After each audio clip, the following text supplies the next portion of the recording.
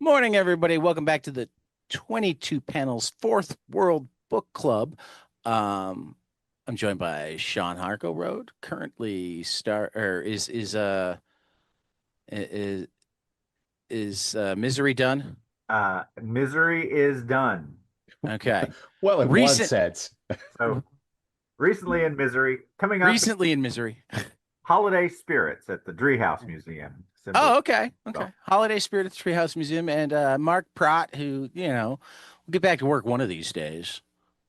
Someday I'll want me. Somebody want. Yeah, I have a project in cooking, but can't talk about it. So, uh, uh issue 9 of Forever People, Mr. Miracle and New Gods, issue 148 of Superman's pal Jimmy Olsen. uh there's some great art. I think two books that I found almost unreadable with their great art, and two books that I thought were really fascinating and had great art. um but I'll let you guys take it off because you're way more Kirby aficionados than I am. So before I assume that I speak for the group.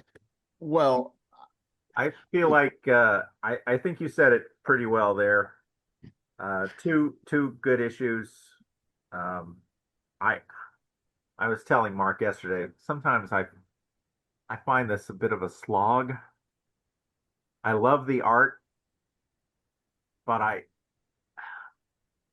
love Scott, Free, and Barta, but otherwise just the characterizations. I'm not invested in these characters.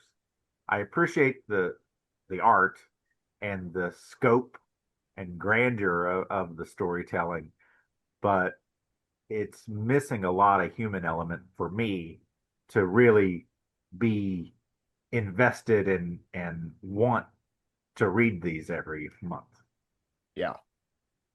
I mean, the famously I've spoken about this that the when I was working on my Stan and Jack show, uh, that I read all of these in a flight from Chicago to London. We were going on vacation, and I thought I was going to lose my mind. And I think that that really is why that, and to any Kirbyites out there, this is not me saying Jack sucks Not at at all. all, but it is saying that I do think that Jack, the way these books play out, it feels like I'm throwing shit against the wall. I'm throwing shit against the wall. I'm throwing against shit against the wall. And then if something sticks, he doesn't stop. He just keeps throwing shit against the wall, Right. right? And uh, a line that some people had a problem with in my play would be when Stan says to Jack, "I gave you humanity." And I think that you know, it's unfair. It's unfair to constantly bring up Stan, right? Right. But I do think that that partnership, it's sort of like when you talk about Wings or John Lennon's solo albums, or like it's all got to go through the refraction of the Beatles, right? So like so much of this goes through the reflection of early Marvel, and that I think Stan as an editor, Stan as a dialoguist, uh, would have told Jack to stop at some point and like let's dig into this, right? Um, that that said, because I don't want to turn this into the Stan and Jack conversation, Right. Well, but I want to ask a question along those lines, yeah, though, but not really Stan and Jack. And this is just that you guys are both much more versed in Kirby than I am. Um, Probably my favorite thing that Stan Lee ever wrote was Silver Surfer Parable with Mobius. And I think it's because Mobius had the clout to rein Stan in and make him stay in his place, make not be half-assed with any of the dialogue, and like not describe the picture, you know. Um, Well, I mean, and therefore he was doing what he was best at and allowing Mobius to do what he was best at. So I'm using this to ask, is there any work where Jack worked with a talented writer that appreciated enough what he did that he was allowed to do what he did best, but still had somebody who did the writing better than he did? uh, look, man, you're going to honestly ask me that question? It's early Fantastic Four. Okay. I mean, I mean, like, I was trying to say other than Stan. Right? Yeah, did he ever do it again? Uh, no, because look, I've always said this is that the two great periods of Jack Kirby are the 40s, where he's working with Joe Simon, Right. and the 60s, where he's working with Stan. So, I mean, I suppose, like, to answer your question, I would say that when he was working with Joe Simon, Yeah. there was a great pushback. But I think that once, for whatever reason, that, because there's plenty of anecdotal evidence, right?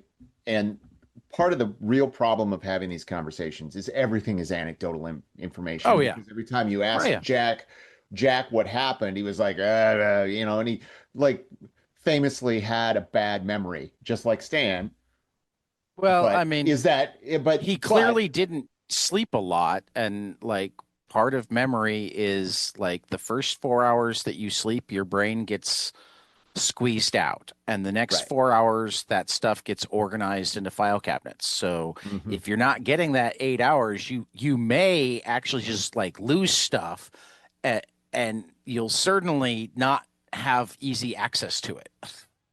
Yeah, I mean, and Sean should, but I mean that if for what you're asking outside of Stan, I think it would be Joe Simon. Okay. I mean, And and I actually ask. I mean, I want to make it clear to anybody who might be listening who thinks otherwise. I ask out of reverence, because like almost no Kirby book, if I just ignore the words, isn't like fantastic, and I can often like create a story in my head of what's going on, etc. Um, I don't think Stan always did him justice, even in the early Fantastic Four years. You and I disagree on some of that. I think they had some absolute moments where they were in sync. There dozen or so Fantastic Four issues that I think are among the best comics ever done. And there are a lot of them that I'm like, well, they weren't on the same page with each other. They're both yeah, but doing good things, but not together. More like, but I also think that that's the the conflict, the rubbing up against each other and pushing each other in different directions is also part of the process and part of why that stuff works so well. right. Certainly, if we want to talk about Stan and Steve Ditko, there was a lot of pushing against each other there. Um, but also, Well, but see, Ditko, when asked, Ditko always maintained that it was a partnership with Stan. He well, wasn't but always happy in see that part. that I mean, it's funny that you bring that up, because I actually think a lot more of the Lee Ditko Spider-Man, and I haven't read enough of the Lee Ditko Doctor Strange to speak as literally about it. Sure, I can see that they pushed up against each other, but they worked together. Sure. Sometimes with Stan and Jack, I don't feel like they pushed up against each other. I feel like they ignored each other. Well, I mean, I think that's part of what I'm talking about. Like, Right. I think that a lot of the non sequitur. Okay, let's get back to Fourth World. A lot of the Right. non sequitur stuff that we see or the like something will happen in one panel and then the next panel it seems like it's all resolved and you haven't seen anything, like that was the stuff that Stan would smooth out as best he could, right? Right. And that to me, that's the conflict, that's the pressure of working against each other and trying to make it into something. Plus, look, Jack Kirby's the king. He is the he defined comic book artistry for basically the entire industry. He defined how to draw a comic book in a dynamic Hmm. and interesting style. He is a master of that. And I feel like I'm talking too much, but I'm going to finish this thought You're process. not. He is also the greatest idea man in comics history. Like even this stuff, like look at how much Oh DC yeah. has mined from this. Hmm. But as I've said before, I think that other writers and artists who've taken this stuff and developed it made it more interesting. Right. But I think Jack's story sense, moving the story from panel to panel, page to page, Right. is, and it may be like theoretically, I could say it maybe is an ADHD sort of thing or something like Right. that, where it's just like, okay, now I'm bored with that. I'll go on to this next Right. thing. And but there's just so much of that. And there's Yeah. so much of because Jack is writing, he's drawing, he's editing, he's running the whole show. There's Right. no one to say, hey, hold on a second. Right.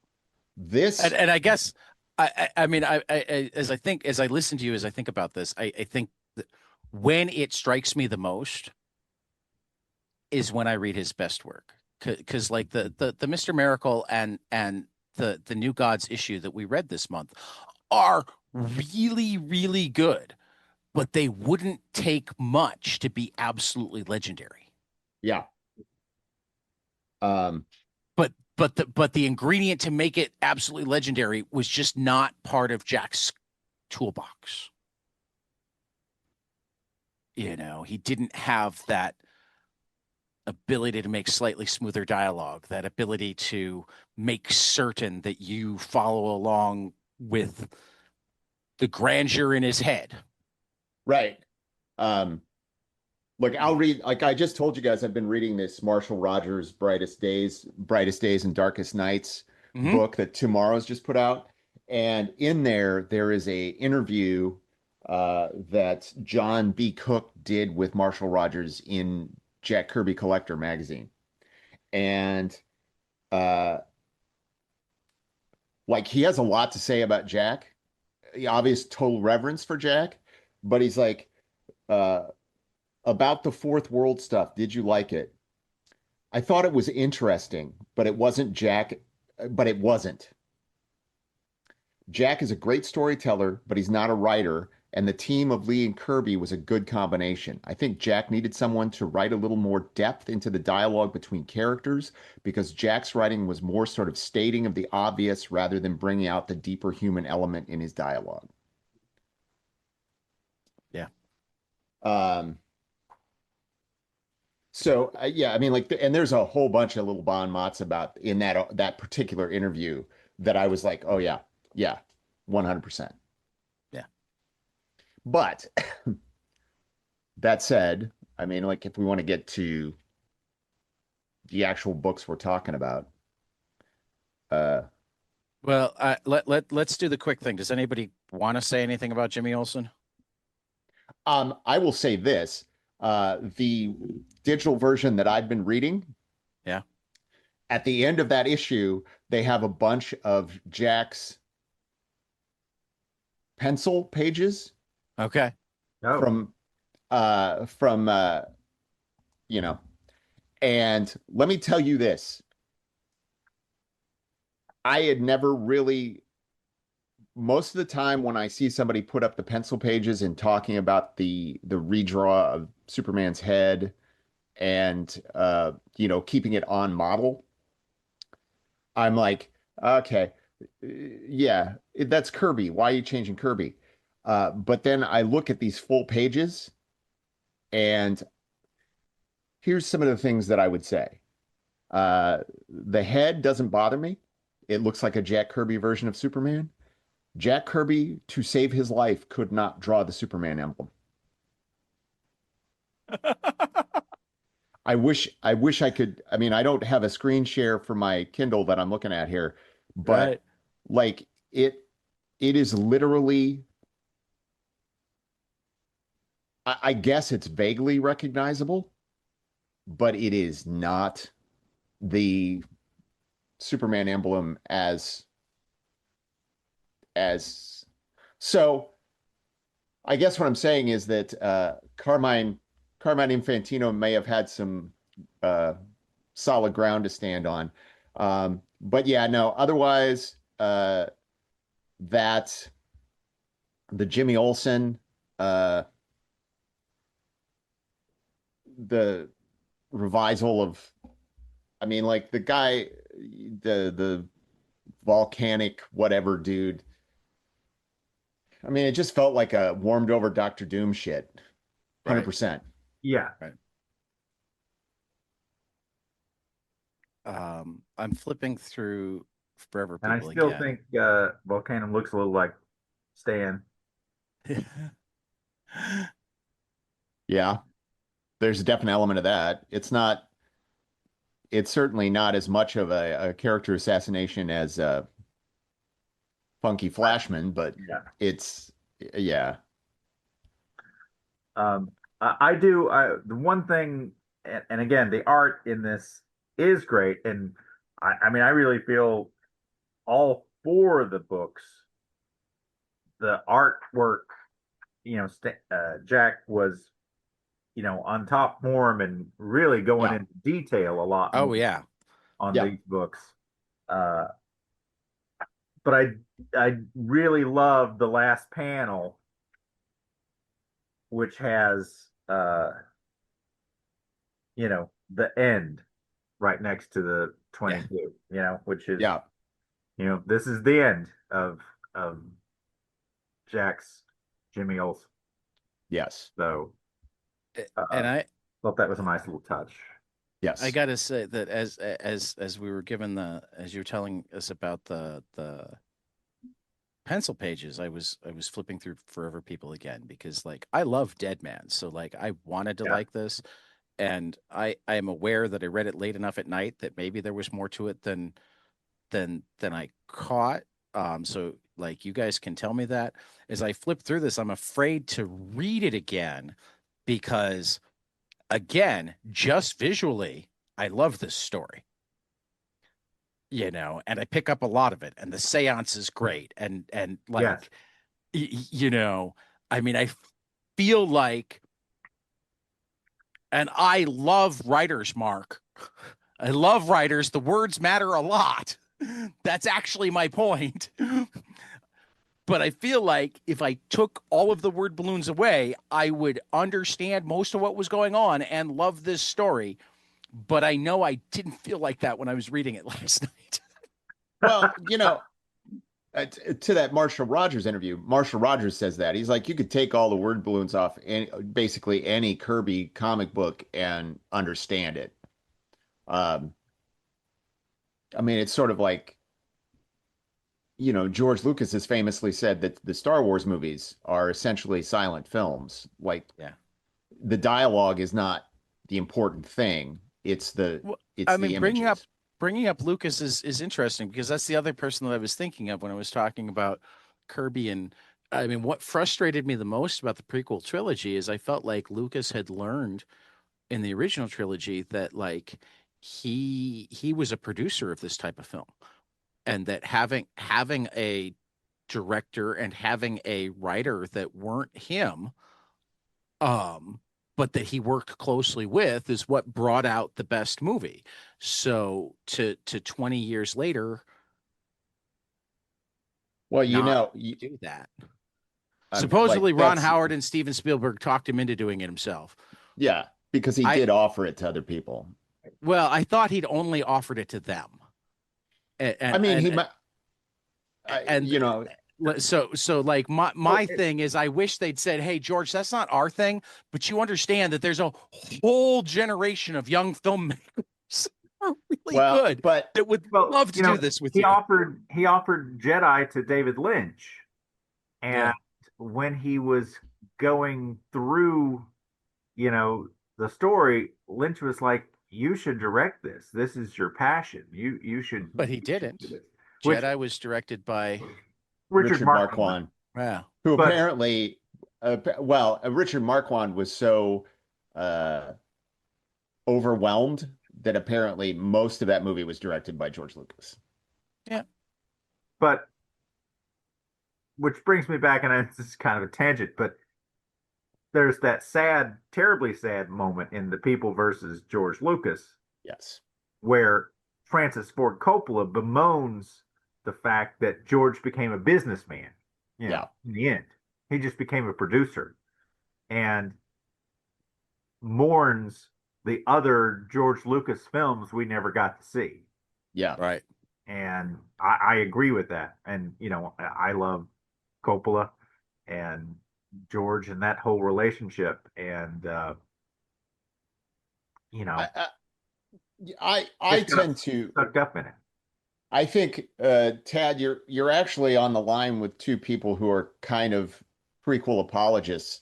I've become one, I mean, but I I think that still the think that like these comics, like they wouldn't need apologists if they'd had a script doctor. He could have called Carrie Fisher. I Well, think he he had Tom did. Stoppard And he had on Tom Stoppard working fifth. on, yep. I mean, and that's not that's like Pulitzer Prize winning play right there.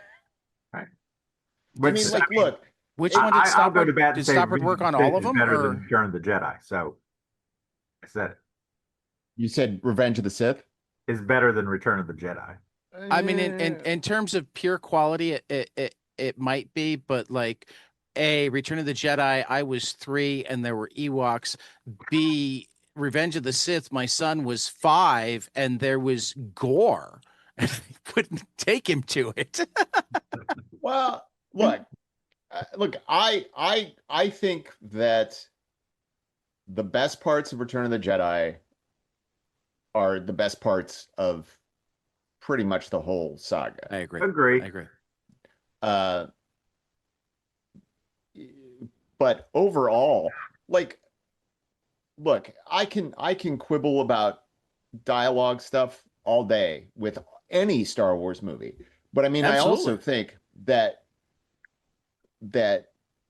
and it's probably to say it's a good comparison because I think that probably Kirby thought the same thing. That like really the dialogue was just a way to move from one image to the next, Right. right?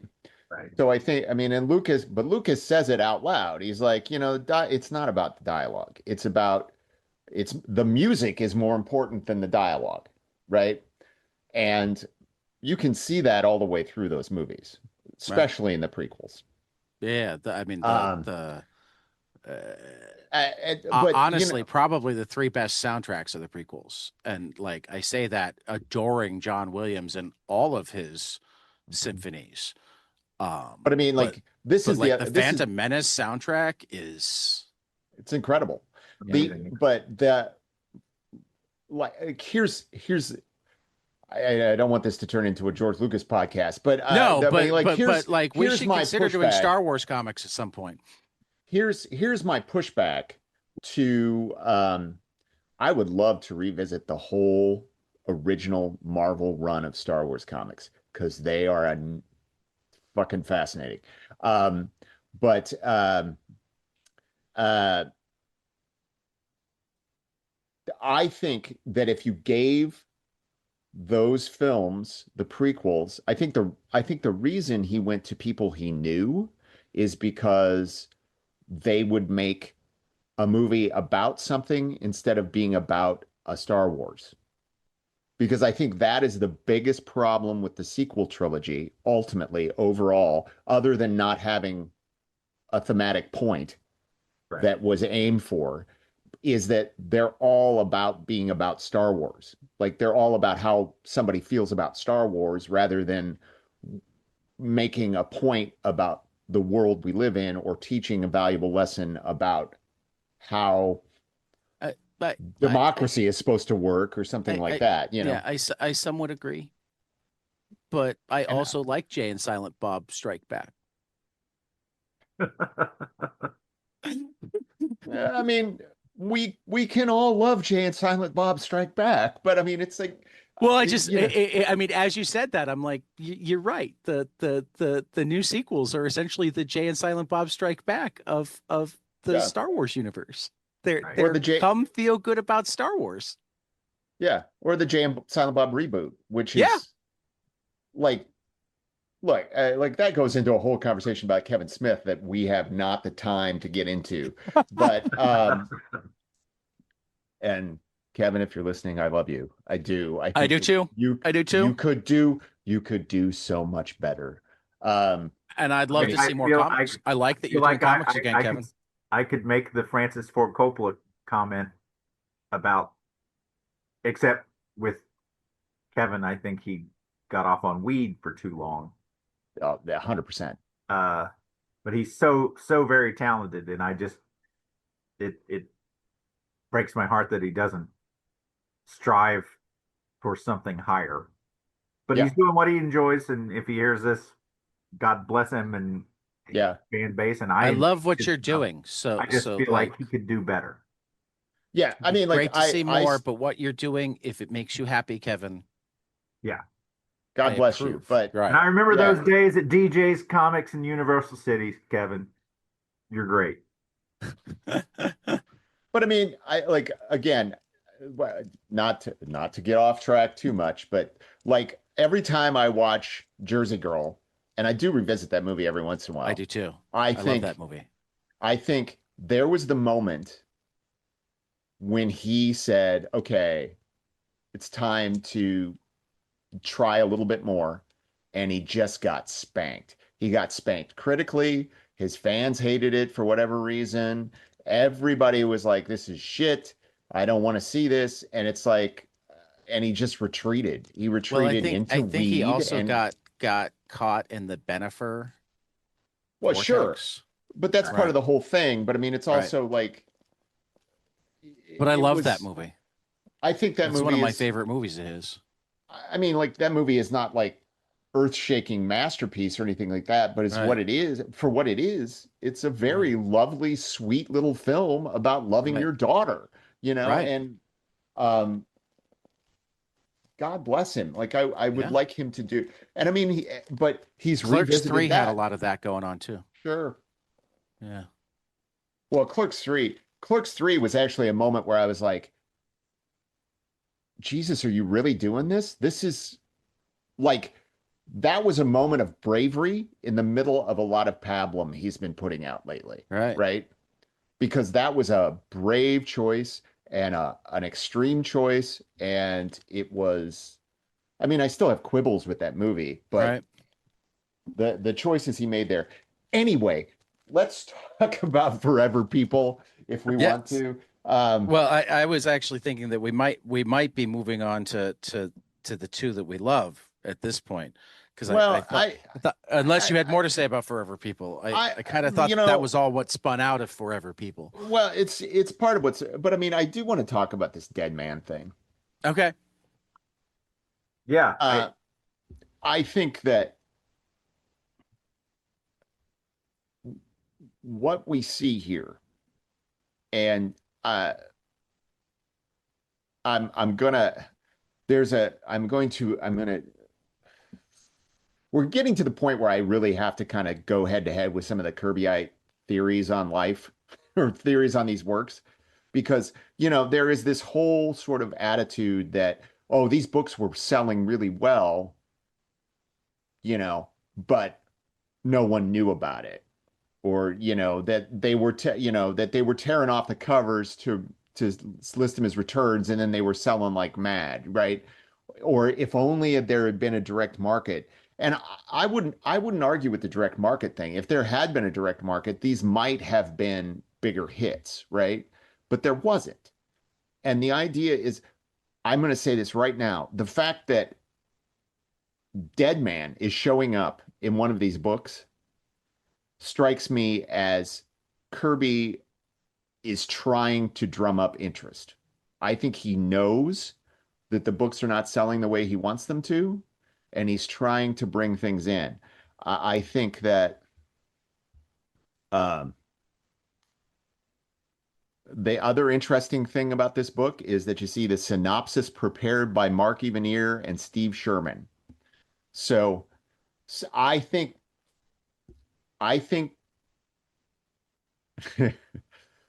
again, going back to that Marshall Rogers book, Marshall Rogers had no good words for Forever People. He was like, it's Kirby trying to do hippies, and he doesn't understand hippies at all.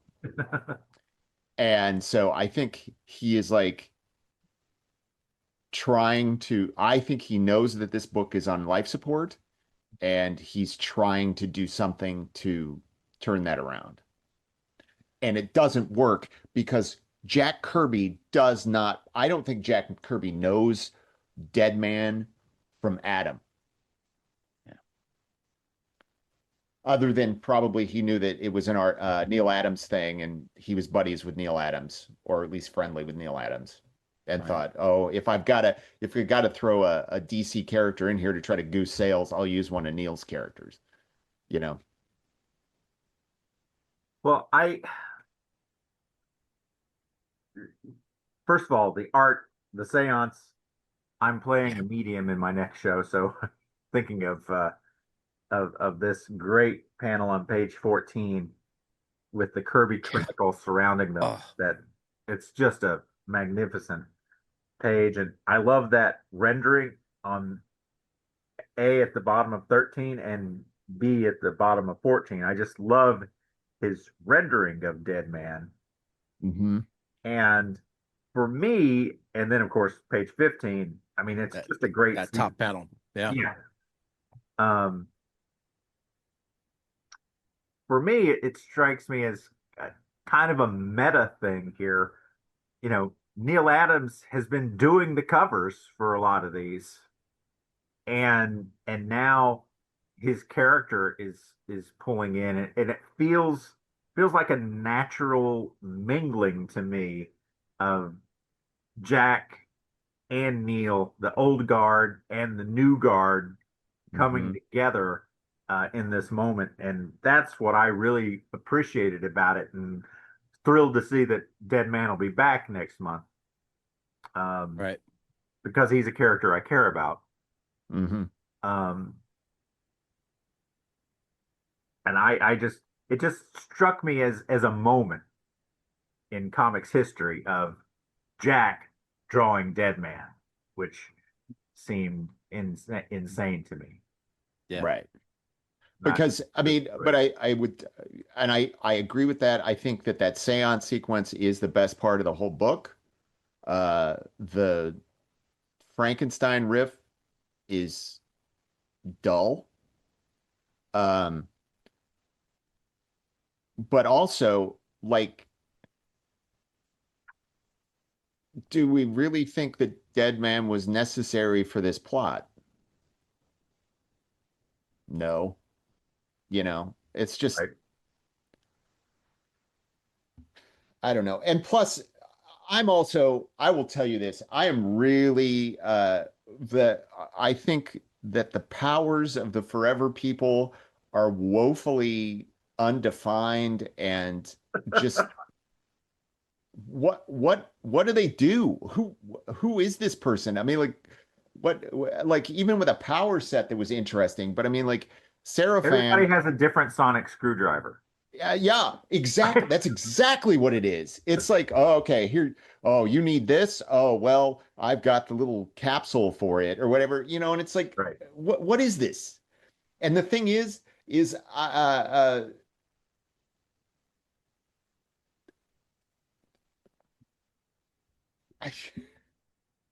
I liked it better when they all just, with their powers combined, they brought Captain Planet to save the day. I liked that Right. better. I thought that was a more, like, I I would love it if the all of the Forever People just didn't really have any powers. They were like anything other than being new gods and having maybe being stronger and whatever. But their power was that they could combine into the God, I can't even remember Omni-Man.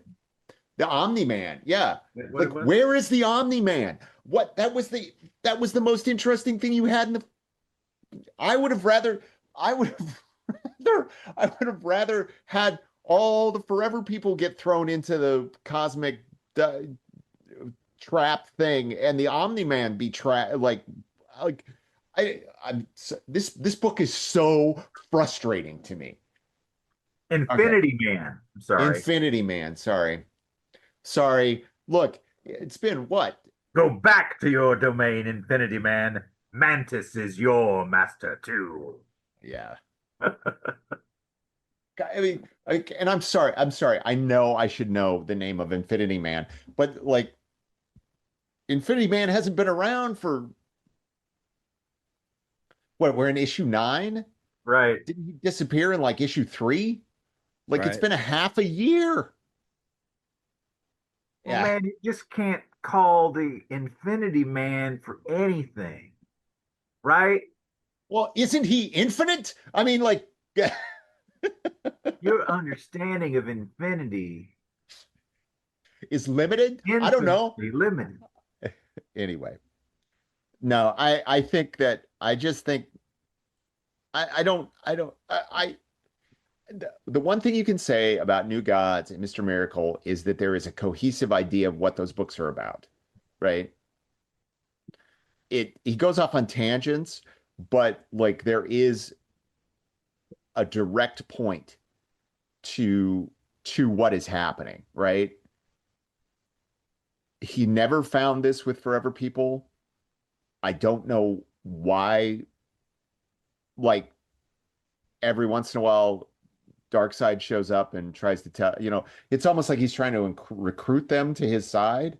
And Right. like that would be an interesting fucking story of uh like why didn't you make this book about Darkseid trying to corrupt the youth of New Genesis, you know? Like why don't you come over to my side, Come to the dark side. We have cookies, that kind of thing, right?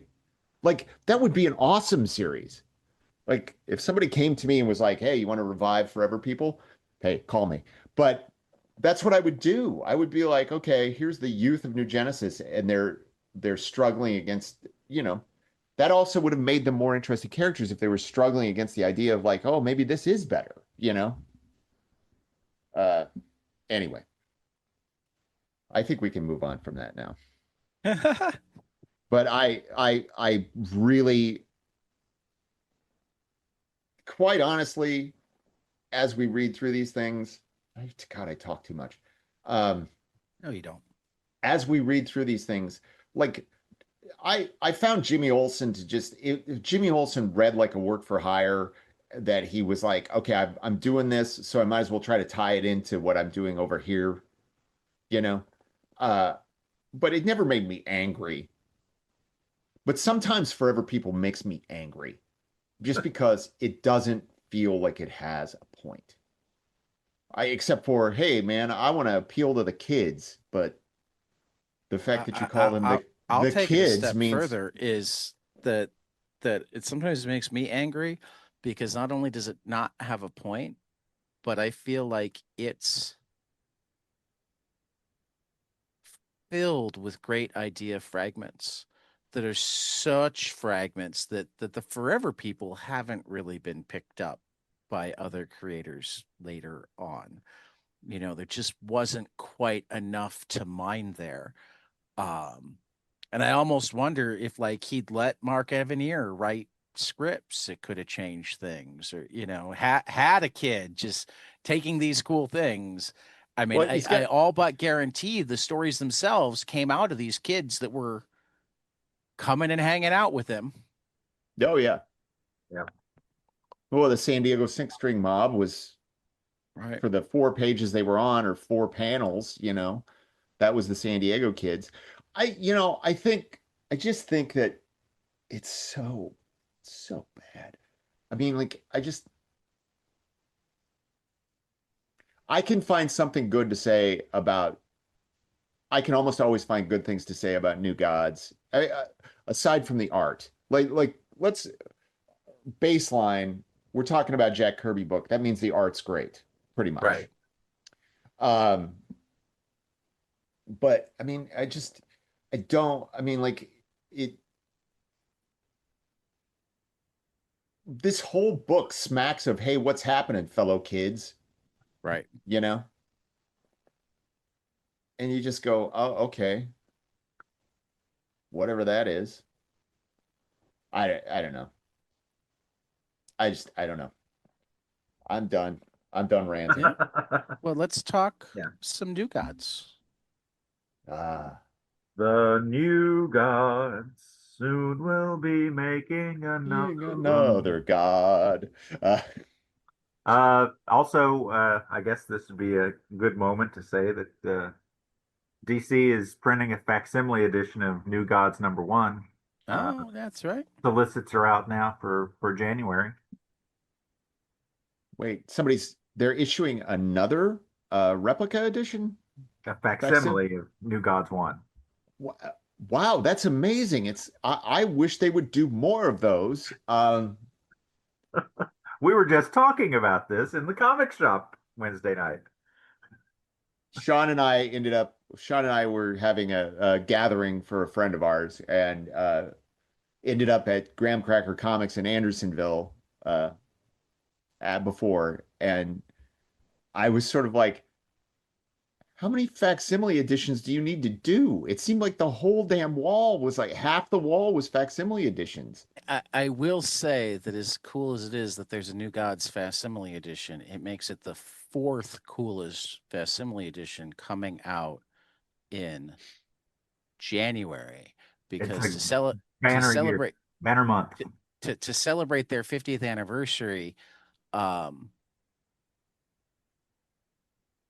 Fantagraphics are starting what they're calling their replicant editions, and they're only doing one a month. They're not going to like overload us, but they're starting out with Love and Rockets Volume 1, Number 1. Um, but also at Replicant edition. DC, they're actually doing Treasury Edition facsimiles. So, the bigger Sure, yeah, ones yeah. Yep. of Superman versus Spider-Man by Jerry Conway, Russ Andrew, Neil Adams, and John Romita Sr., and Superman and Spider-Man from Marvel Treasury Edition number 28 from Jim Shooter and John Buscema. I mean, So, look, I will say I reserve I do love the Treasury edition facsimiles. I just I, I here here's part of what scares me about all of this is that I often like with okay, with what it seemed with both of the major publishers right now being owned by large conglomerates, right? right. And basically using the books as like proof of concept for a movie or whatever, something they can exploit later in a more mainstream media, right? That like ever since the 80s, there has been these whispers of, well, you know what we could do is we could just start doing reprints all the time, you Yeah. know? And um I don't want that. I don't either. I mean, I don't I'm not excited by the 75 Batman books that are on the market right now. But I'm reading I two don't of them. actually think it's likely either. I do think that we, particularly as I mean, I don't think the graphic medium. novels eat up more and more of the market share, particularly young adult graphic novels and whatnot, I could see a more select list of superhero comics coming out, rather than the 7 Batman books. It's 4 Batman books and and 2 Superman books and a bunch of miniseries. Um, but I think in a lot of ways that will actually give more oxygen for Oh, look, people doing other things. So I don't know that I think it would actually wind up being bad for the market. I don't necessarily know. I think here's what I think. I don't think the medium is going anywhere. But I would hazard to guess that if you asked most of the retailers how their business would go if Marvel and DC stopped generating new material. Well, and again, like if they completely stop generating new material, that's going to be an issue. Yeah. But If they stop taking up as much shelf space, that's a different thing. I look, I would be a big advocate for both of the big two cutting back Right. I their mean, material. if you were looking at like a dozen titles a month from Marvel and DC rather than a dozen titles a week from Marvel and DC, I don't think it would actually cut superhero sales as much as a lot of people think. It Well, I just mean, make those dozen titles would sell better. Right. well, yeah, instead of having And if you had instead of having 12 Batman titles or Batman related titles, you had two, right, Batman and Detective. Uh, I would hazard to guess that there's quite a few people who are buying all of those books right, who would just buy, Superman and Wonder Woman. yeah, I mean, and that's like if I were the head of DC or Marvel, like if I was the head of DC, you would have Batman and Detective, you would have Superman in action, you would have Wonder Woman, and you would have the Justice League. So you would have six ongoing titles. And then I would put out 6 to 12 limited series titles a month with no more than one additional Batman or one additional Superman or one additional Wonder Woman among those at any given time. well, You I know, would go ahead.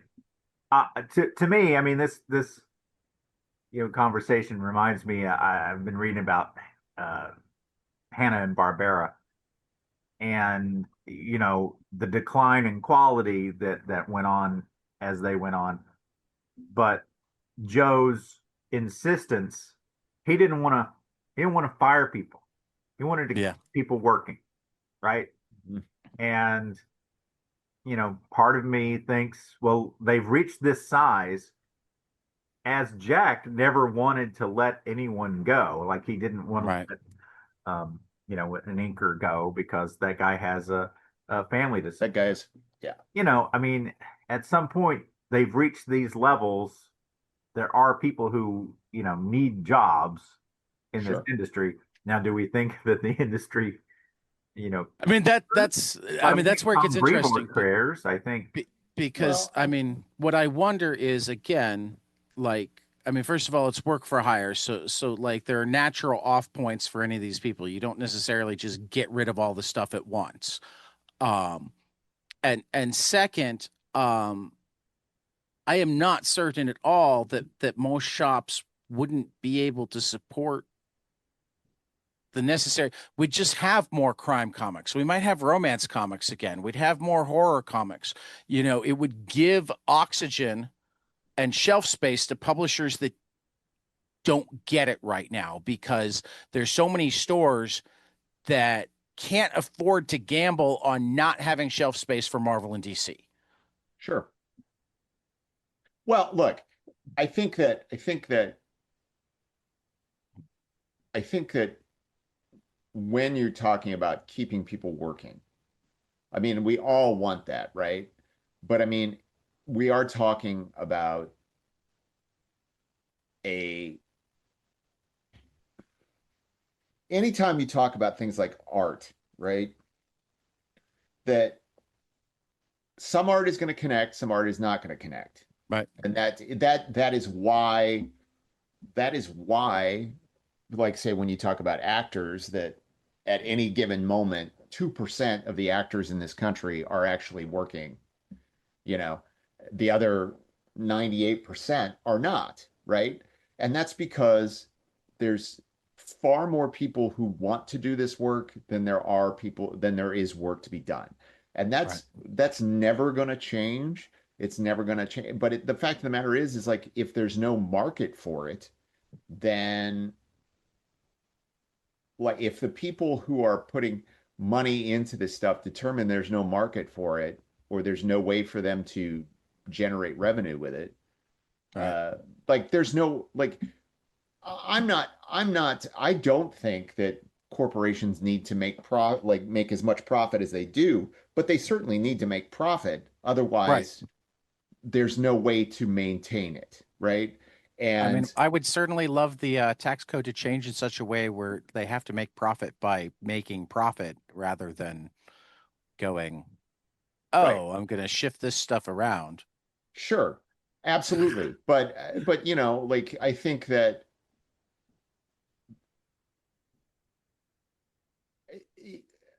I worry about this stuff all the time Yeah. because we've gotten into this point where stuff isn't making money the way it used to, and yet, Or it is, but not for the people that it used to make the money for. yeah, but I mean, like even at like what like I don't consider like this idea of like a movie that makes $1 billion, right? I don't think we're ever going to see that again, ever. I just think the market has changed, and I think that the Well, I would economics. I actually think argue that having the one movie that made $1 billion rather than like in the 90s, we had, you know, 50 to 60 movies that'd make 20 to $40 million, um, I think is healthier for the overall market. I 100% agree with that, Right. but I would also say the market doesn't support that anymore. Like people Uh, don't go out and see those movies. They just don't. well, I mean, since theaters aren't the only source of revenue, and since the studios have very much stepped away from trying, I don't know if I agree. Well, I mean, I don't think that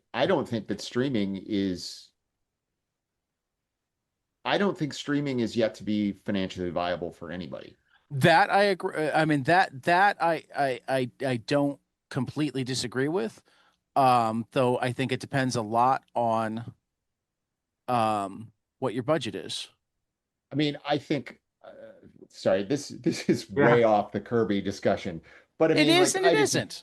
I mean, but again, I like let's bring it back to Kirby because I think we right. could go down this rabbit hole because like I think all of us in this group would say, Jack, don't do Jimmy Olsen, don't do Forever People, and put more effort into doing New Gods and Mr. Miracle, and you probably would have ended up with a better product.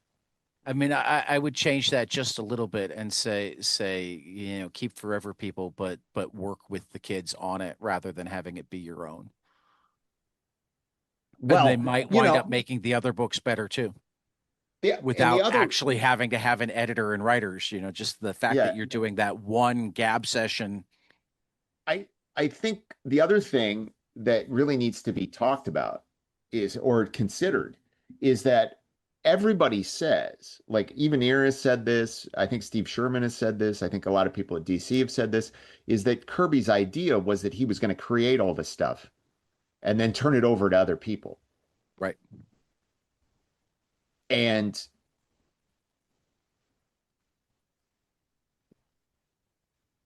why? Why didn't that happen? Right? Like I think a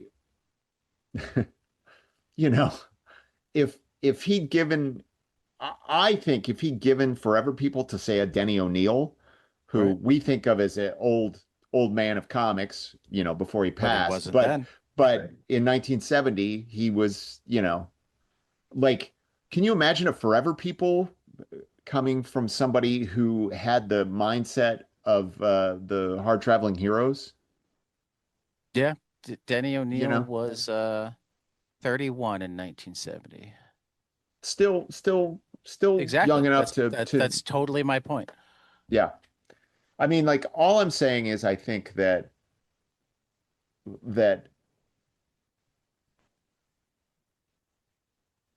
I th there was this Jack needed to do so many pages, right? Needed to turn in so many pages for DC, that was the contract. And he didn't I don't like if he really wanted that to happen, I just don't see why he didn't start the process to do that, right? I mean, I my personal I mean, he feeling may is have wanted it to happen, but I mean, was Carmine and the rest of the team behind that idea? right.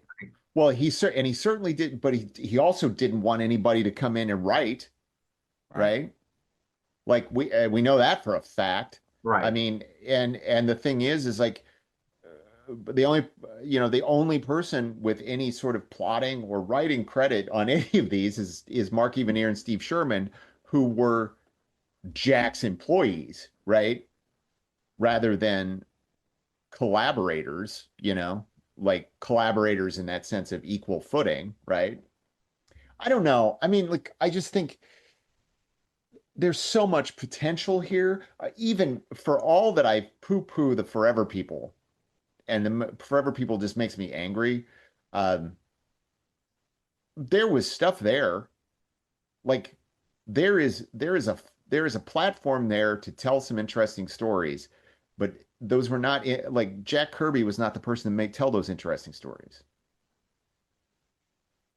Anyway, Yeah. let's talk about Bug. I like Bug. Bug was fun.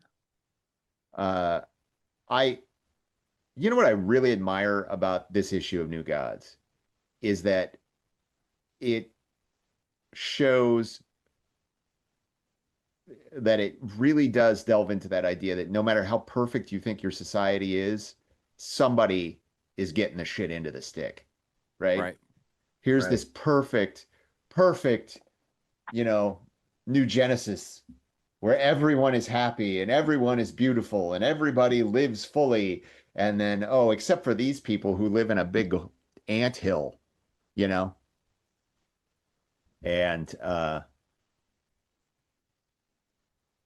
but like you also, in and this is not me dogging on Jack, but it's we have another white savior narrative essentially, even though they're all white. But I mean, like it's like here's Forager, her, and he's actually from New Genesis. He's not a bug, and I'm like, okay, all right. But yeah, I will say, let's see, basic thoughts. I love how uh, um, oh, hold on. Uh,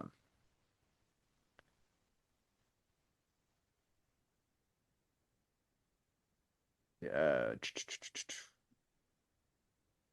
Eve Donner writes her plays so she can pay for her fancy apartment. I'm like, Yeah. I don't Yeah. think that's ever happened unless you're maybe like, David Mamet or Neil Neil Simon. Simon. Neil Simon. Uh, uh, it's yet another thing where I think Jack you see Jack's perception of certain lives that are not necessarily, you know, I don't think Jack ever thought he was living high on the hog, but I don't know, he had a nice house in California with a pool, so I guess he thought that everybody. I don't Yeah. know. I don't know. Um, but no, I really like this story. I love the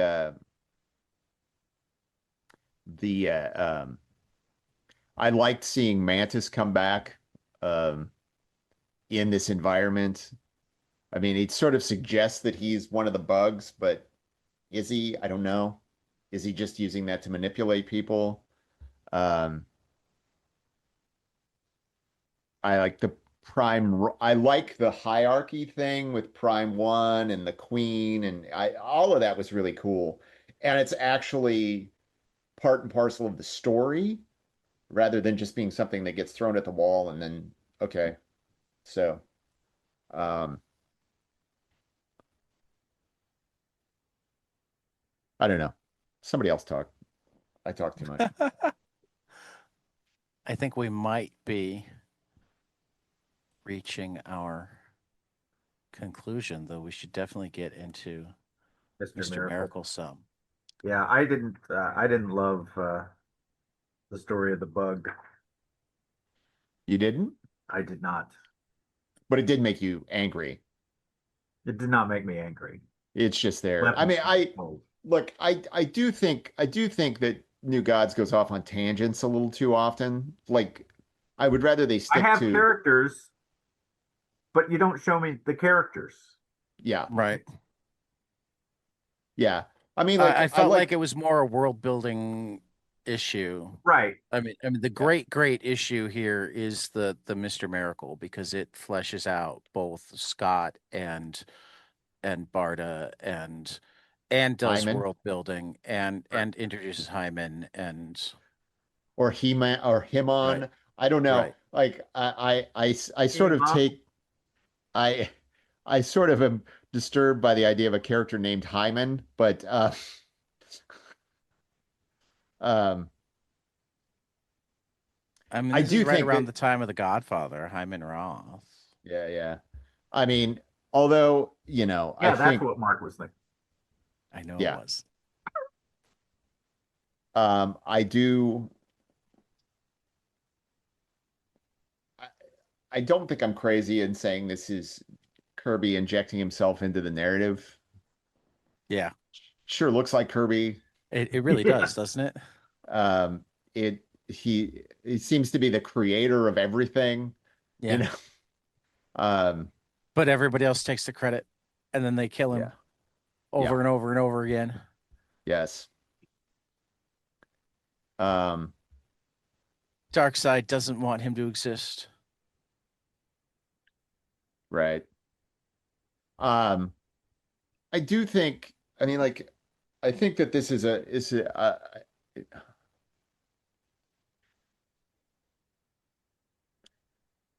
I don't know. I mean, like, I feel like this character, like, again, this kind of goes back to how much was Jack really fleshing this stuff out? How much was he thinking about how this all fit together? Or is it just stuff being thrown at the wall? I mean, Because more and more, I think of, and I'm just assuming that you did your research well enough that this is mostly true. I'm thinking of Jack through the lens of family man all day, work all night, PTSD, sleep deprived, and I think that so much of this is like his trauma fever dream. I think so too. I think certainly, like, I think we can tell that whenever Jack deals with violence or warfare or action, as he called it, like, it's part of his war experience coming out. I But mean, and I'm I, also talking about the trauma of feeling like he had done all those things at Marvel and the world had yeah. given Stan credit. You know, that's traumatic. That's, And I think I you would, know, I would, I would love to see. I don't have this in front of me, but I would like to see time-wise where this relates to the publication of Origins of Marvel Comics, because that would be right, kind of in the same area. right. Uh, I think How about draw comics the Marvel way? what I mean, yeah, but I mean, like, how to draw comics the Marvel way. That's an interesting conversation, right? Okay, because like how to draw comics the Marvel way is obviously based on the Kirby uh style, Hmm. right? Kirby style sets Marvel. But and I would like to think that if Kirby was still working there, it would have been Stan Lee and Jack Kirby present how to draw comics the Marvel way. Right. But did did Jack have the technical drafting skill that Buscema did to do Quite that possibly book? no. No, no, I understand, Yeah. but I'm not talking at all about whether anybody had wronged Jack. I'm Yeah, no. talking about I'm playing armchair psychologist No. to and to the fact that making these comics may have actually been very therapeutic for him. I mean, we've heard no 100%. indication that he wasn't a phenomenal father. We've heard no indication that he wasn't great to those kids that came and knocked on his door Oh yeah. to sit at the like. So somehow, despite all of this trauma, all of this whatnot, he was a very easygoing, jovial person during daytime hours, and then he drew all night. Yeah. No, look, I'm not look, I that actually it just came out because I was thinking about it. I was thinking about Right. the relationship of, Origins of Marvel Comics, which I think is when you read that book, uh Stan always mentions the artist, but never Right. like it's a whitewash. And it's Right. a whitewash on a corporate level. Right. It's like these because I think Stan uh, to I guess to Stan's credit, I think Stan always understood I don't own these characters, Right. They're not my characters. They belong to the company. He's a company man. So let's just but Though on the and when flip you side, he brought was up also family. So like he might have had some idea that he may one day own the companies or the well, characters. I you know, Didn't I entirely work out that way, but I mean, I think Martin Goodman was I don't think definitely the I don't bad guy. think I don't think Martin Goodman cared much whether Stan was his cousin, nephew, whatever. No. Um, No. I think that he found him useful for his Yes. business. Um, but sorry, it just when you brought up how to draw comics the Marvel way, it just made me think about that. Yeah, no, And I don't like, know that Jack would have been. I feel like Jack is the guy that could have taught you by sitting next to you and working with you, but like slowing down enough to put together the book in a way that was or talking about anatomy in the way right. that Buscema does, or Right. that a No, he would have been, you character, just kind of do this and you do yeah, this and yeah, yeah, no, and I mean like that's Kirby's genius. I'm not trying to right. denigrate Kirby by Right. saying Yeah, that. I'm not I'm just either. saying, but it's like conveying on a technical level how to do what they did and using Well, I'm not even Kirby's. 100% certain Kirby understood what he did. Oh, I And he don't think he just did did. it. I think he Yeah. just did. Yeah, I think you're 100% right. But I think, but here's where I'm sort of leading up to is that I think that Hyman, I'm just going to say it's Hyman, um, Right. uh, seems to me was part of the deal that we learned about in the Pact with the trading of the two sons, Right. right? It seems like, I don't know if it's said, but it seems like he was part of that. Could be. And he wasn't in that story, Right. uh, at least by my memory. Maybe he was. Maybe there was a character that was there, Not by name. not by Though name. though Yeah, with his with that last scene where he's telling Darkseid, "Here you have your war." I wonder if he wasn't part of the deal as much as he was Darkseid's ace in the hole. I don't actually right, want peace, so I right, need to arrange for there not to be peace. How can I right. do that? Oh, I can have somebody train scot free to escape. Right. Well, I mean, and I also think like I don't know, it's so like how many like and again, I really like this issue. I like this issue a ton. Right. I like it gives us an answer as to why Barda and the female Furies are sort of they're like part of the Dark Right. Side Army, but yet they're not. You know, Hmm. that I think last time we talked about that. Like Hmm. what is the female Fury's position Right. in Apocalypse hierarchy?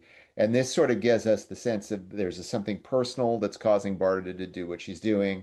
Um, I think that there's all sorts of really interesting things going on. I just, I also, at one point I was like, how many people, like how many escape artists were like, okay, so he met the original Mr. Miracle and learned escape artistry from him, but then he also Right. learned it from Hyman, and it's like, okay, I mean, like, and And there was everybody the can whole have, crew of other ones that were learning from Hyman that like they yeah, worked yeah, together and taught each other. And Yeah, I mean this.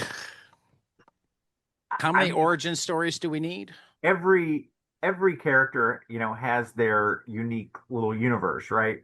right, This reminds me, and I know this is out there, but Mr. Miracle kind of reminds me of the Cars universe, where everyone are they're cars, right? right, I mean, are you familiar with that concept? I mean, I am. everyone in oh yeah, cars is cars. There's no driver. right, In Mr. Miracle world, everything is an escape trap. yeah, Everything is a magician's trick. right, And yeah, yeah. it's just who knew this world existed where everything was about, like being Well, an escapist. and every time somebody catches Scott, instead of just like shooting him, Right. they're like, okay, we're gonna put you in this thing. And it's like, Exactly. this is what I do. What do you? It's funny because it's there. Obviously we know that there's a Steranko influence here, Right. and but I mean, like, there's also clearly Jack must have watched the Batman TV show because it's always the same fucking thing. Right. Okay, here's this crazy ass contraption. We're gonna put, and Well, his kids would have been the right age. I would, I do like Mr. Miracle. Don't get me wrong. I love Mr. Miracle and full Bart and stop. This is the Oberon. best of these books. Period. But I would like it more if there were, if I could feel like I was learning escape artistry, right? Yeah, If if I could see, oh, he did this, he did that, instead of usually, oh, it's some gadget, yeah. you know, Or the mother or box. the mother box. I feel like Yeah, that would that would be a better choice yeah. Right. for But I me. mean, but But that's like if like what would be awesome, right? In my mind, is if Kirby got this idea, did a couple of issues, and then turned it over to Steranko. Yeah. Because then, like, Steranko could have been like, I mean, and it's probably a lot of the magician don't reveal your tricks thing, but the idea, like, I would love to see something where, Scott is trussed up, they're gonna kill him, he doesn't have the mother box, he doesn't have any of his gear, and he has to like dislocate his own shoulder to get out of a straitjacket or whatever it is, like those things that like that is, I think that is sort of what I Sean hits the nail on the head. Like, I would really love to see that. I would love to see the actual discipline is required to be an escape artist. Um, and then we can, you can fancy it up with all sorts of stuff. But I mean, it's like I remember that thing where it was oh, what was it? He was trapped in that building and they put him in like the car wash thing where it moved him yes, through. And it's like, oh, how did you get out? It's like, well, my shoes had laser beams in them, and it's like, what? Why didn't, like, and they never check him. They never check him for stuff. Yeah. Right. It's like, you know, in a way, it's a great point. In another way, it's sort of like, yeah, but it's comic book hokum, you know. It's Right. like, I don't know. But yes, I feel that criticism. I feel that idea of like it would be really cool to learn something about escape artistry. But I mean, like, I think we all know the answer is like Jack didn't know anything about being an escape artist. He just knew that that was an interesting idea, you know. Right. And uh but I actually I love this book. I actually like Hyman as a character. Uh I do too. it's uh Though I'm also wondering if he's as good as we think he is. You mean in terms of like where the plot goes? Yeah. No comment. Yeah. I'm not going to Hey, blow it. You've never read these. Exactly.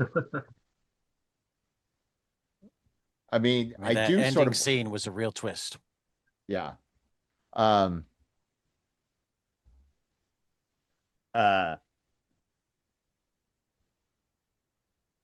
uh, I had a point I was going to make. I kind of think there was a missed opportunity. Like, I want at some point for Oberon and Hyman to meet.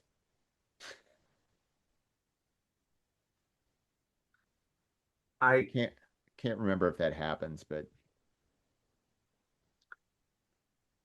I don't know. Looking at page 10, the middle panel, as Barda breaks through the wall. It's not exact, but that really reminds me of Jack's cover for Incredible Hulk #5, which I'll show that hmm Yeah. to you guys on screen. hmm It's not exact, the arms, but it's definitely the same energy. yeah, I mean, it's the same artist, no surprise, but I just remember reading it and going, this looks really familiar. right. And it just, I just thought that was an interesting parallel. Well, I mean, I think that, there's a lot of times Jack uses Jack does use some like the same kind of posing and stuff. Hmm. Certainly like with the panel layout and how he puts action in panels. I wouldn't be surprised if there wasn't a very similar sort of layout to this in 6 other books he did, with somebody busting through a wall and that big panel in the middle. Right. But it just, this is in no ways a criticism. This is a really cool thing Yeah, that as yeah. soon as I saw it, and I was like, that's the Hulk bursting out of, after Yeah. Tyrannus, I think. Um, anyway. I also love in a way in the same way that in the New Gods we got to see that there's this sort of like oppressed underclass on New Genesis that the people of Apocalypse, while not necessarily while are sort of like in for a penny in for a pound with being part of the dark side, you know even though they're an oppressed underclass, they're just as they're absolutely willing to jump in and grab somebody if they need to. They're Yeah. true believers. Yep.